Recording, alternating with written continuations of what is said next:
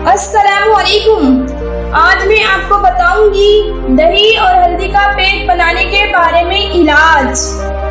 अगर आप मेरे चैनल में नए हैं तो मेरे चैनल को सब्सक्राइब करें ताकि मेरी नई आने वाली वीडियो आपको मिल सके।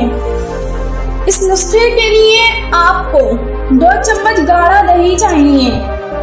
दही को गाढ़ा करने के लिए इसे मलमल के कपड़े में बांध कर लटका दें और जब पानी निकल जाए तो इसके 2 चम्मच ले लें और इसमें चौथाई चम्मच हल्दी मिक्स कर लें और 1 चम्मच जैतून का तेल शामिल करके अच्छी तरह पेस्ट बना लें और चेहरे पर लगाकर 10 मिनट तक लगा रहने दें और फिर चेहरा पानी से धो लें।